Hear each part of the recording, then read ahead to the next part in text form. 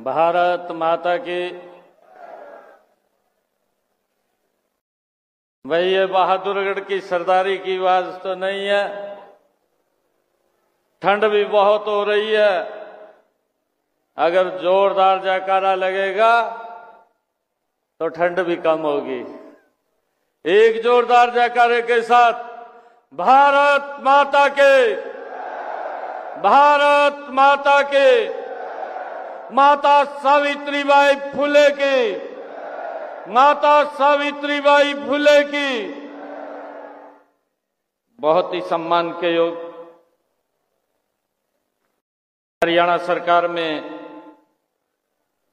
मेरे सहयोगी मंत्री और लगातार 4 बार जो सांसद रहे, आपके इस क्षेत्र से जिन्होंने इस लोकसभा का प्रतिनिधित्व किया, ऐसे हमारे लोकप्रिय मंत्री डॉक्टर अरविंद शर्मा जी,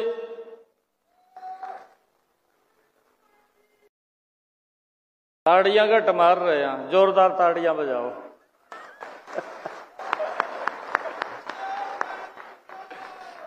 मैं सोच रहा था,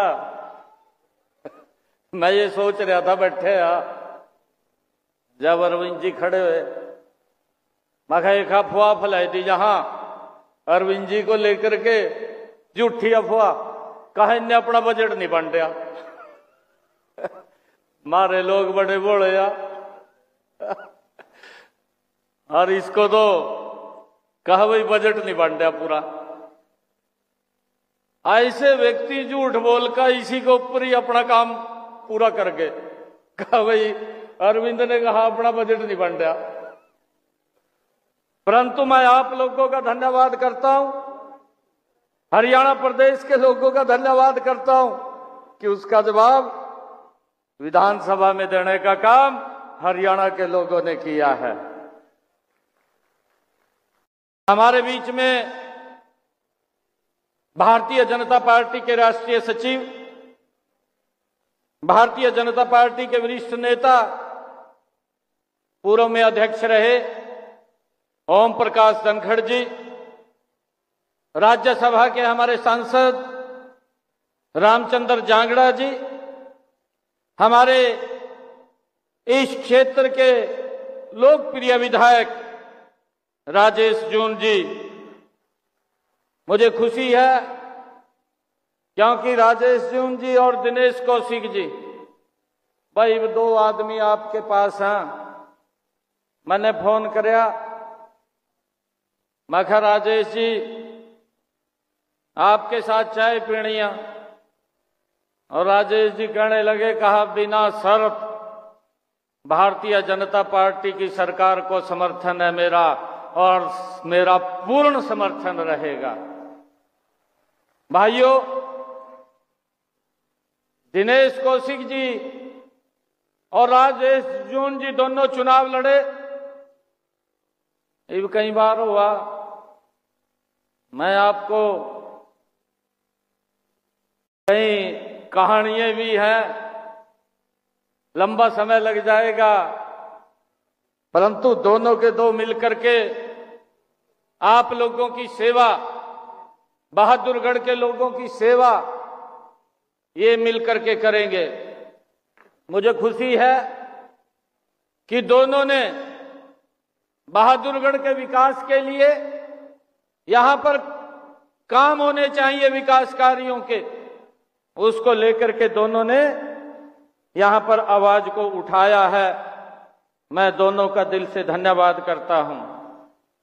हमारे बीच में हमारे जिला के अध्यक्ष राजपाल जांगड़ा जी, कप्तान बिरधाना जी, संजय कबलाना जी, नगर परिषद की हमारी चेयरपर्सन सरोज राठी जी, और हमारे सैनी समाज के राष्ट्रीय अध्यक्ष दिलबाग सैनी जी, हरियाणा सरकार के चेयरमैन करमवीर सैनी जी, पंकज जैन जी, जवाहर सैनी जी, दिनेश शेखावत जी, गुरनाम सैनी जी और हमारी दीदी वनीता जी, हमारी दूसरी दीदी अंजलि जी, हमारे भारतीय जनता पार्टी के वरिष्ठ नेता रवि सैनी जी, अनिल मानी जी, धर्मवीर वर्मा जी और आज के कार्यक्रम के आयोजक जिन्होंने इस भव्य कार्यक्रम का आयोजन किया है, बहुत मेहनती है। पार्टी में लगातार पार्टी के काम को आगे बढ़ाते हुए दिन रात वो लोगों की सेवा करते रहते हैं। ऐसे आज के कार्यक्रम के आयोजक संजीव सैनी जी, भाइयों जोरदार ताड़ियां बजा करके इनका स्वागत करिए। आज मुझे ये खुशी है कि आज ऐसी महान नेत्री माता सावित्रीबाई फुले जिनकी आज जन्म जयंती है, आज इस अवसर के ऊपर मुझे आने का गौरव प्राप्त हुआ है। मैं माता सावित्रीबाई फुले की जन्म जयंती की आप सबको बहुत बहुत शुभकामनाएं देता हूं, आप सबको बधाई देता हूं। एक ऐसी क्रांति की अग्रदूत जिनका जन्म 1831 में हुआ और जिन्होंने महिलाओं के सशक्तिकरण के लिए अपनी आवाज को बुलंद किया, ऐसी माता सावित्रीबाई फुले की जन्म जयंती के ऊपर हम एकत्र हुए हैं। आप सबको बहुत बहुत बधाई है। माता सावित्रीबाई फुले न सिर्फ भारत की पहली महिला शिक्षिका थी, बल्कि एक स्वतंत्र व्यक्ति और महिलाओं के अधिकारों की प्रेरणा भी थी। माता सावित्रीबाई फुले केवल नाम नहीं बल्कि एक पूरी कहानी है।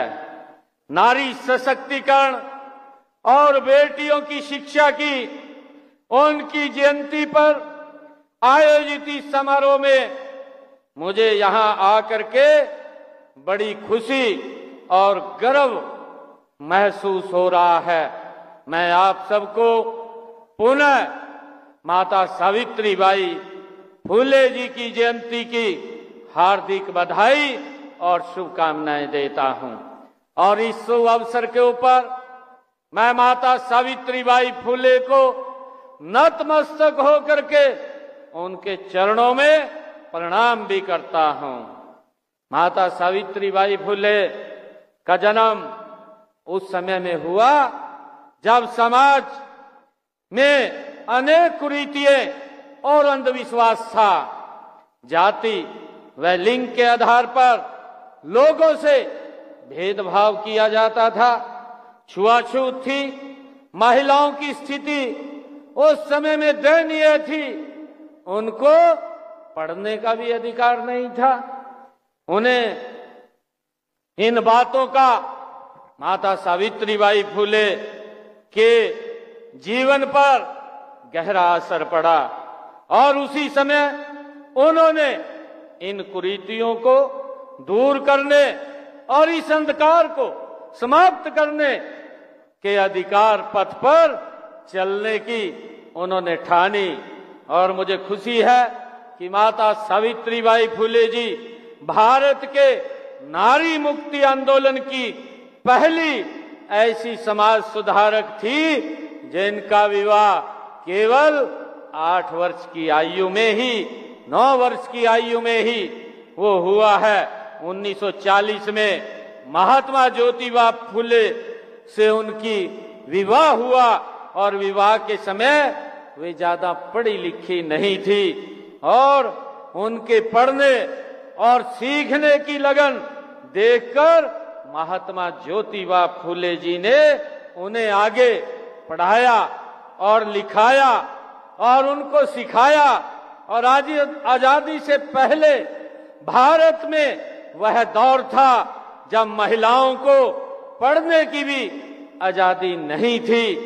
कहते हैं कि एक दिन जब माता सावित्रीबाई फुले अपने घर पे किताब पढ़ रही थी तो उनके पिताजी ने उस किताब को हाथ से उनसे छीन करके बाहर फेंक दिया था। और उसी समय माता सावित्रीबाई फुले ने ये प्रण लिया था कि मैं तो स्वयं पढ़ूंगी, परंतु महिलाओं के बेटियों को शिक्षित करने के लिए भी मैं काम करूंगी। और उन्होंने उसको बखूबी आगे बढ़ाने का काम किया है। मुझे खुशी है कि यही नहीं, उन्होंने घोर अन्याय के विरुद्ध भी आवाज को बुलंद की और महिलाओं को शिक्षित करने के मिशन पर वो निकल पड़ी। उन्होंने 1848 में महाराष्ट्र के पुणे में एक पहला महिला विद्यालय खोला और जिसमें बेटियों को शिक्षित करने का निर्णय वो माता सावित्रीबाई फुले ने लिया है। और उनके जीवन के अंदर जो कष्ट आते थे, क्योंकि जब वो पढ़ाने के लिए स्कूल में जाती थी तो लोग उसको एक अलग दृष्टि से देखते थे और उसके कपड़ों के ऊपर कीचड़ फेंकते थे ताकि वो बेटियों को पढ़ाने के लिए ना जा सके। उसके अंदर बड़ा अवरोध पैदा वो करती थी। परंतु माता सावित्रीबाई फुले का एक मिशन था और उस मिशन के अंदर उन्होंने जब स्कूल में पढ़ाने के लिए वो जाती थी तो एक सूट अलग से अपने थैले में डाल करके ले जाती थी कि अगर लोग उसके कपड़ों को खराब करते थे वो कपड़े बदल करके बेटियों को पढ़ाने का काम माता सावित्रीबाई फुले करती थी। ये ऐसा जज्बा कि उन्होंने उस कुरीति को समाप्त किया जब बेटियों को शिक्षित करना ही अपराध माना जाता था। ऐसी देश की महानायिका जो पहली शिक्षिका हुई है माता सावित्रीबाई फुले, उसको मैं नमन करता हूं। और मुझे खुशी है देश के यशस्वी प्रधानमंत्री आदरणीय नरेंद्र मोदी जी ने भी अपनी मन की बात में जो 108वां एपिसोड था माता सावित्रीबाई फुले का जिक्र करते हुए आदरणीय प्रधानमंत्री नरेंद्र मोदी जी ने कहा, उन्होंने अपने शब्दों के अंदर कहा था कि उनका नाम आते ही सबसे पहले शिक्षा और समाज सुधार के क्षेत्र में उनका योगदान हमारे सामने आता है। वे हमेशा महिलाओं और वंचितों की शिक्षा के लिए जोरदार तरीके से आवाज उठाती रही हैं। वे अपने समय से बहुत आगे थी और गलत प्रथाओं के विरोध में हमेशा मुखर रही हैं। शिक्षा से समाज के सशक्तिकरण पर उनका गहरा विश्वास था, ये आदरणीय प्रधानमंत्री जी ने कहा है। मुझे खुशी है कि माता सावित्रीबाई फुले ने अपने जीवन को एक मिशन की तरह जिया। उन्होंने अपने जीवन का उद्देश्य ही विधवा विवाह करवाना, छुआछूत मिटाना, महिलाओं की मुक्ति और महिलाओं को शिक्षित करना ही उनके जीवन का ध्येय था। देश में विधवाओं की दुर्दशा को देखते हुए उन्होंने 1854 में विधवाओं के लिए एक आश्रम खोला। यही नहीं, उन्होंने विधवाओं को पुनर्विवाह के लिए भी प्रेरित किया। उस कुरीति को भी समाप्त करने का काम ये माता सावित्रीबाई फुले ने किया है। उनका पूरा का पूरा जीवन समाज के फैली हुई जो कुरीतियां थी उनको समाप्त करने के लिए ऐसी महापुरुष, महानेत्री, महानायिका उनका पूरा का पूरा जीवन रहा है। मुझे खुशी है कि 1890 में जब महात्मा ज्योतिबा फुले का निधन हो गया था तो माता सावित्रीबाई फुले ने वो सामाजिक रूढ़ियों को तोड़ते हुए उनको अग्नि देने का काम भी वो माता सावित्रीबाई फुले ने ही किया था। और मुझे ये भी बताते हुए कि 1897 में महाराष्ट्र में जो प्लेग की बीमारी फैलने पर उन्होंने जो पीड़ित थे ऐसे लोगों की मदद करने के लिए वो आगे निकल करके आई और उस प्लेग की बीमारी में वो स्वयं भी उससे ग्रसित हो गई। और 10 मार्च 1897 को इसी बीमारी के चलते ही उनका निधन हुआ था। मैं आज आप लोगों को समाज सेवा की राह पर चलते हुए ही उन्होंने अपने जीवन की आहुति भी समाज और देश के नाम दे दी थी। मानवता की सेवा में समर्पित उनका जीवन आज भी हम सभी को प्रेरित करता है, उनसे हमें प्रेरणा मिलती है। और मुझे ये खुशी है कि उन्होंने महिलाओं के लिए, बेटियों के लिए जो काम किया है, माता सावित्रीबाई फुले जी के जीवन से ही प्रेरणा लेकर के ये हमारी सरकार निरंतर काम कर रही है। मुझे खुशी है, जिसका जिक्र अभी किया भी गया, आदरणीय प्रधानमंत्री जी ने हमारे हरियाणा की भूमि को चुना था। ये 2015, ये फरवरी 2015 की बात, आदरणीय प्रधानमंत्री जी हमारे पानीपत की ऐतिहासिक भूमि के ऊपर आए थे और उन्होंने आकर के यहाँ पर बेटी बचाओ बेटी पढ़ाओ का नारा दिया था, क्योंकि हमारे हरियाणा के अंदर बहुत ज्यादा अंतर बेटा और बेटी के अंदर था। उस अंतर को समाप्त करने के लिए आदरणीय प्रधानमंत्री जी ने इसी हरियाणा की ऐतिहासिक भूमि पानीपत से ये देश के लिए आह्वान किया था। और मुझे खुशी है कि उस आह्वान को देश के लोगों ने स्वीकार किया और बेटियों को सम्मान देते हुए उनको आगे बढ़ाने का काम किया है। हमें खुशी है कि आज आदरणीय प्रधानमंत्री जी ने जब उस कुरीति को समाप्त करने के लिए यहां से आवाज उठाई, तो हमारी सरकार ने भी मजबूती से और कुछ एनजीओज ने मिलकर के उसके ऊपर काम किया और वो कुरीति लगातार समाप्त होती हुई जा रही है।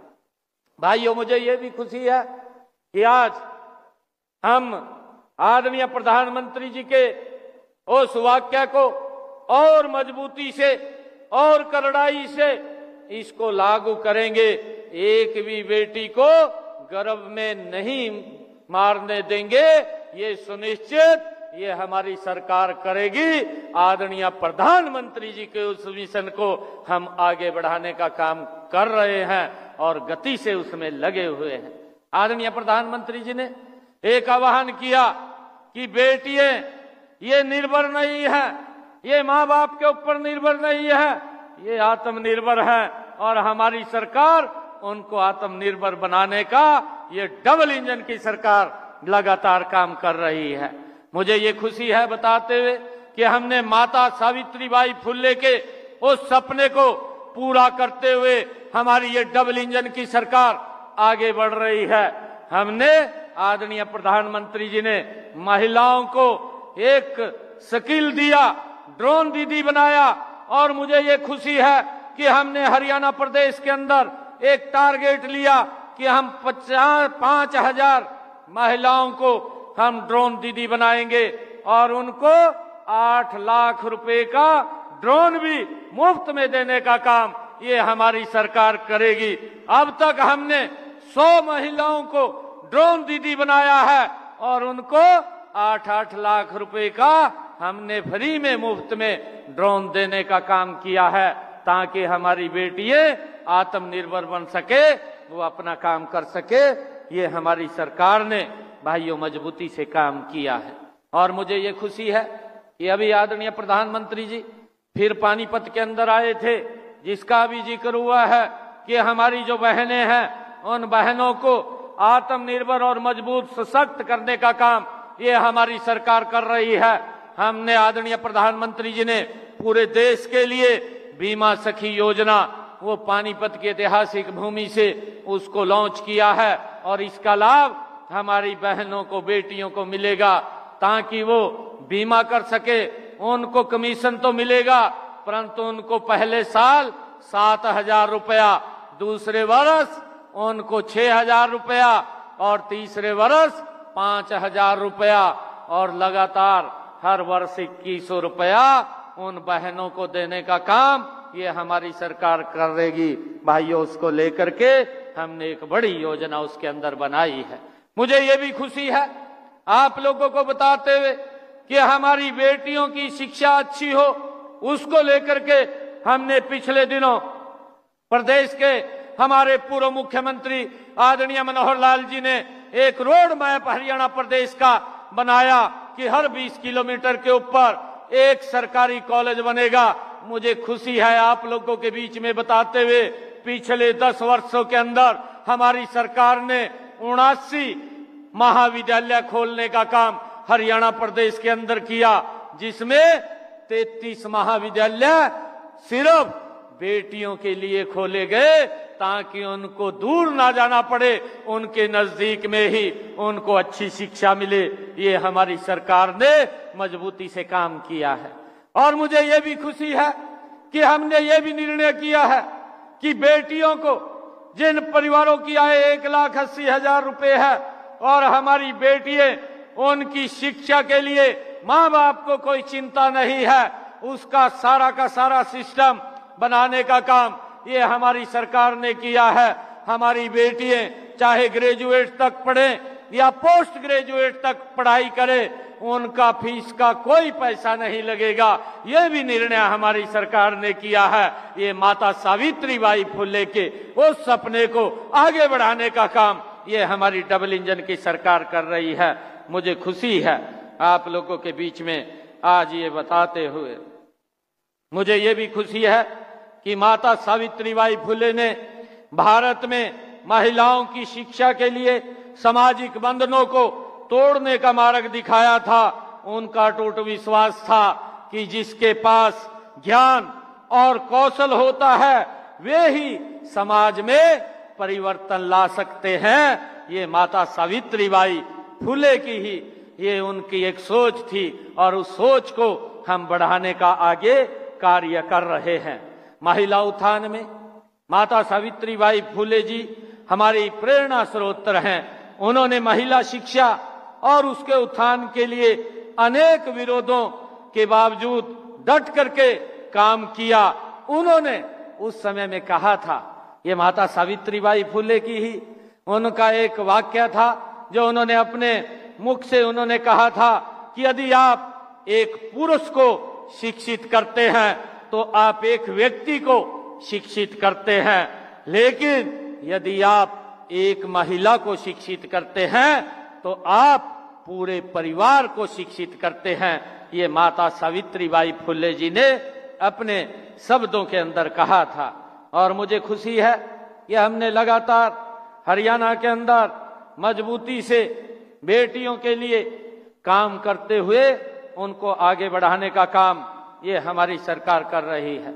मुझे ये भी खुशी है कि हमने पिछले दिनों महिलाओं को सशक्त करने के लिए, उनके लिए जो हमारी सेल्फ हेल्प ग्रुप की बहनें हैं उनके रिवॉल्विंग फंड की भी हमने बढ़ाने की व्यवस्था हमारी सरकार ने की है कि हमारी जो बहनें उनको रिवॉल्विंग फंड के माध्यम से सशक्त और मजबूत करके उनके पैरों पे खड़ा करने का काम निरंतर हमारी सरकार कर रही है। भाइयों, मुझे ये भी खुशी है कि हमने राजकीय महाविद्यालयों तथा निजी विद्यालयों में स्नातक और उससे ज्यादा अगर बेटियां पढ़ती हैं उनको स्कॉलरशिप देने का काम भी, ट्यूशन फीस देने का काम भी ये हमारी सरकार कर रही है। मुझे ये भी खुशी है आप लोगों को बताते हुए कि हमने हरियाणा के अंदर पंचायती राज संस्थाओं के अंदर भी 50% से ज्यादा हमारी बहनें बेटियां वो चुनाव लड़े और उसके अंदर आगे आए। ये भी काम हमारी सरकार ने किया है। उनका सम्मान आगे बढ़ाने का काम ये हमारी सरकार ने किया है। मुझे ये खुशी है कि मैं आज इस मंच से आदरणीय प्रधानमंत्री नरेंद्र मोदी जी का भी धन्यवाद करना चाहूंगा, जिन्होंने ये हमें खुशी है कि उन्होंने भारतीय लोकतंत्र में महिलाओं की भागीदारी बढ़ाने के लिए महिलाओं को विधान पालिका में 33% आरक्षण दिया और इसके लिए नारी शक्ति वंदन बिल लोकसभा में लेकर के आए और जिसको पास करने का काम आदरणीय नरेंद्र मोदी जी ने किया है। मैं उनका दिल से बहुत बहुत धन्यवाद और स्वागत भी करता हूं। और मुझे ये भी खुशी है कि महिलाओं के ऊपर अत्याचार ना हो। हमारी सरकार ने भाइयों पहली बार हरियाणा के अंदर 33 नई महिला थाने खोले ताकि अगर किसी महिला के ऊपर अत्याचार होता है वो खुल करके महिला थाने में अपनी बात को रख सके और वो बता सके, ताकि उसके ऊपर कोई अत्याचार न हो, उसको न्याय मिले। ये हमारी सरकार की प्राथमिकता है। उनको सशक्त करने के लिए आगे बढ़ाने का काम ये हमारी सरकार कर रही है। मुझे ये भी खुशी है कि हमने पिछले दिनों निर्णय किया कि हमारी जो बहनें, आदरणीय प्रधानमंत्री जी ने तो उसमें बहनों के लिए कि वो चूल्हे के ऊपर खाना बनाती थी, धुएं से उनकी आंखें खराब हो जाती थी, ये चिंता अगर किसी ने की है तो ये नरेंद्र मोदी जी ने चिंता की है। और मुझे खुशी है हरियाणा प्रदेश के अंदर 13 लाख से ज्यादा बहनों को भाइयों प्रधानमंत्री उज्ज्वला योजना के तहत गैस का सिलेंडर घर पे देने का काम ये हमारी सरकार ने किया है, आदरणीय नरेंद्र मोदी जी ने किया है। और मुझे ये खुशी है आप लोगों को बताते हुए, अभी पिछले दिनों हमने ये निर्णय किया कि हमारी जो बहनें, जिन परिवारों की आय 1,80,000 रुपए है, ऐसे 49 लाख परिवार हरियाणा प्रदेश के अंदर, उन बहनों को घर के अंदर हमारी सरकार 500 रुपए में गैस का सिलेंडर उपलब्ध करा रही है। ये निर्णय भी हमारी सरकार ने किया है। मुझे खुशी है कि हमने जो बेटी बचाओ बेटी पढ़ाओ के ऊपर मजबूती से काम किया है, उसमें जो लिंगानुपात जो आज 1871 था, आज वो बढ़कर के 916 हो गया है। और इसको और सख्ताई से हमारी सरकार आगे बढ़ाने का काम वो निरंतर करती रहेगी। आज हरियाणा की हमारी जितनी भी बेटियों को मारने वाले प्रदेशों में नहीं, बल्कि बेटियों को आगे बढ़ाने वाले प्रदेश के अंदर आज इसको देखा जाता है। माता सावित्रीबाई फुले को हमारी यही सच्ची श्रद्धांजलि होगी कि हम मिलकर के इन बेटियों को आगे सशक्त और मजबूत करते हुए उनको बचाने का काम ये हमारी सरकार निरंतर कर रही है। मुझे ये भी खुशी है कि बाबा साहेब डॉक्टर भीमराव अंबेडकर जी ने ये कहा था, डॉक्टर भीमराव अंबेडकर जी ने कहा था कि किसी भी समाज की उन्नति का आंकलन करने के लिए उसमें महिलाओं की स्थिति पर नजर डालनी चाहिए। उनका मानना था कि महिलाओं की उन्नति तभी संभव होगी जब उन्हें समाज, परिवार और घर में बराबरी का दर्जा मिलेगा। इसके लिए उन्हें शिक्षा और आर्थिक तरक्की दिलाना जरूरी है। ये डॉक्टर भीमराव अंबेडकर जी ने ये अपने शब्दों में महिलाओं के लिए ये बात कही थी। मैं आप सबको ये विश्वास भी दिलाता हूं कि हम महिलाओं को सशक्त करने में, शिक्षित करने में हम दृढ़ संकल्प हैं। और इस संकल्प को पूरा करने के लिए जो कुछ भी करना पड़ेगा हमारी सरकार वो निरंतर करेगी। आज मैं आप लोगों को बधाई भी देता हूं आज इस अवसर के ऊपर। और एक बात मैं ये भी आप लोगों के बीच में आज कहना चाहता हूं, क्योंकि आप लोगों ने हरियाणा के अंदर नॉन स्टॉप तीसरी बार नरेंद्र मोदी जी की सरकार के ऊपर विश्वास करते हुए हरियाणा के अंदर भी तीसरी बार सरकार बनाने का काम ये आप लोगों ने किया है। मैं आप लोगों को दोनों हाथ जोड़ करके प्रणाम करता हूं, आप सबका दिल से धन्यवाद करता हूं। और एक बात और कहने जा रहा हूं भाइयों, यहीं अभी 6 फरवरी को पड़ोस में चुनाव है भाइयों, उसका ध्यान करना। झूठ बोलता रहता है सारा दल, साफ कर दो। जिस तरह यहां झूठ बोल कर हमारे अरविंद शर्मा को लाले पुआई दिए थे लोकसभा के अंदर, कह दिया, कहा इसने तो कहा अपनी ग्रांट के पैसे नहीं बांटे। मैं पूछ रहा था अरविंद जी को, मैं कहा आपने बांटे नहीं? कहा जी सारा बांट दिया, पता नहीं कहा तो ठहलिया। और वो बात फैलाई दी, फैलाई का झूठ बोल दिया और अपना उल्लू सीधा कर लिया। मेरा आप लोगों से आग्रह है, बहादुरगढ़ की सरदारी से जितनी भी यहाँ सरदारी बैठी है और जो यहाँ आए नहीं है, जो हमारी आवाज को सुन रहे हैं, भाई आपके लाग पास जितनी भी विधानसभाएं यहाँ बहादुरगढ़ के लाग लगती हैं, उन सब के घरों में जा करके आप उनको बताइए कि हमारी हरियाणा की सरकार आम लोगों के हित में मजबूती से काम कर रही है। आप नरेंद्र मोदी जी के नेतृत्व में यहाँ पर दिल्ली में सरकार बनाइए, वो सारी की सारी लोगों तक सुविधाएं पहुंचाने का काम ये हमारी सरकार का होगा। भाइयों, हमने अभी आदरणीय प्रधानमंत्री जी ने बिजली मुफ्त योजना, प्रधानमंत्री मुफ्त बिजली योजना का शुभारंभ किया है। 1,10,000 रुपए उसके ऊपर खर्चा आता है और ये निर्णय हमने किया है, उस सिस्टम को सुधार रहे हैं। मैं अभी उसको रिव्यू कर रहा था। जब से मैंने इस योजना को, प्रधानमंत्री जी ने इस योजना को लॉन्च किया, हमने हरियाणा के अंदर इसको लागू कर दिया। लगभग 12,000 के करीब में घरों की छतों के ऊपर ये सोलर पैनल लग गए हैं। 1,10,000 का लगता है, 80,000 रुपए केंद्र सरकार देती है, बाकी का पैसा हरियाणा सरकार देती है। और छत के ऊपर 2 किलोवाट का सोलर पैनल लगता है, कोई पैसा खर्च नहीं होता है और बिल 0 आता है, कोई बिजली का बिल नहीं आता। इस सिस्टम को सुधारने का काम ये हमारी सरकार ने किया है। भाइयों, इसके बारे में भी बताना चाहिए कि हमारी सरकार ये काम कर रही है। वहां तो बातें ज्यादा होती हैं, काम कम होता है। भाइयों, अभी पिछले दिनों जब वो शुरू में आया था, कहने लगा था कि मैं यमुना को साफ करूंगा, आपके सामने है 10 साल से भी ज्यादा का समय उसको हो गया। आज तक यमुना की स्थिति वैसी की वैसी है जैसी स्थिति भाइयों 10 साल पहले थी। खाली बात होती है, काम नहीं होते हैं। भाइयों, इन बातों से हमने बचना भी है।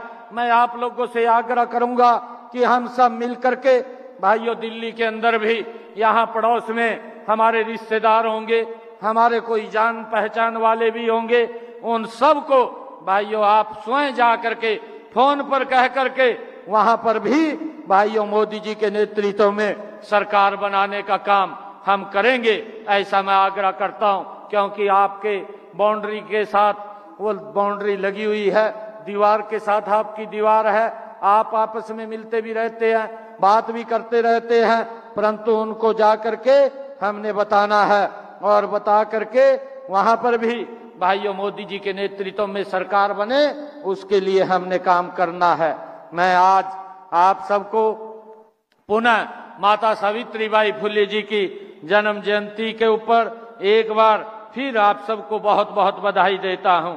और मुझे ये एक मांग पत्र भी दिया गया है, हमारे दोनों जो विधायक महोदय हैं और हमारे दिनेश कौशिक जी हैं, इन्होंने एक मांग पत्र दिया है और इसमें जो इन्होंने लिखा है कि माननीय मुख्यमंत्री जी, लाइन पर बाहरी फाटक पर अंडरपास का निर्माण किया जाए। भाइयों, इसको भी हम स्वीकार करते हैं, इसकी फिजिबिलिटी करा करके इसको पूरा करवाने का काम करेंगे। हमारे जोन साहब और दिनेश कौशिक जी ने जो ये मांग पत्र मिल करके दिया है, इसमें इन्होंने उत्तरी बाईपास के निर्माण के बारे में भी कहा है कि फंड के कारण वो पूरा नहीं हो रहा, काम रुक रहा है, वो भी चालू हो जाएगा और गति से चालू होगा। इसको भी हम भाइयों आज इसकी भी घोषणा करते हैं। और एक और कहा है कि बहादुरगढ़ रोड का निर्माण शीघ्र किया जाए। ये बहादुरगढ़ रोड जो टूटा हुआ है, इसका भी निर्माण हो जाएगा। इसको भी मैं आज ये बोल करके जाता हूं। इसकी पूरी फिजिबिलिटी चेक करा लेंगे और चेक करा करके इसको पूरा करने का काम ये हमारी सरकार करेगी।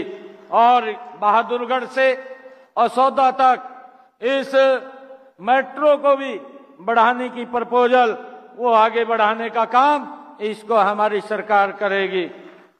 और भाइयों, नगर निगम, ये बहादुरगढ़ नगर परिषद को नगर निगम बनाने की बात इसके अंदर कही गई है, इसकी भी पूरी फिजिबिलिटी चेक करवा करके इसको भी, अगर ये नगर परिषद बनेगी तो इसको भी बढ़ाने का काम हम करेंगे।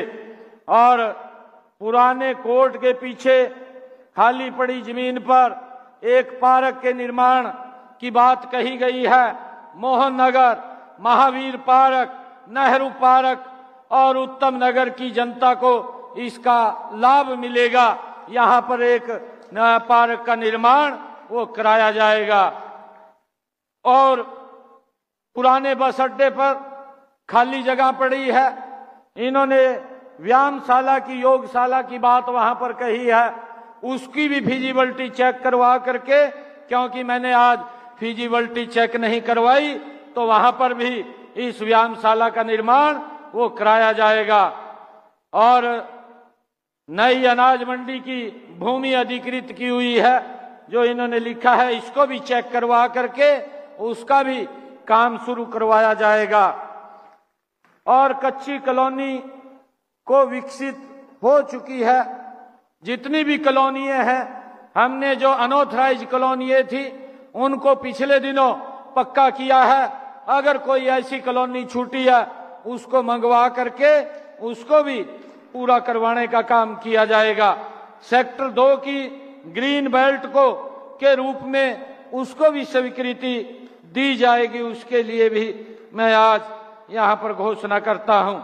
और वार्ड 7, वार्ड 10 में छठ घाट का निर्माण यहाँ कराने की बात कही गई है, उसको भी चेक करवा करके छठ पूजा घाट की व्यवस्था वहां पर करवाई जाएगी, ये भी मैं आज घोषणा करता हूं।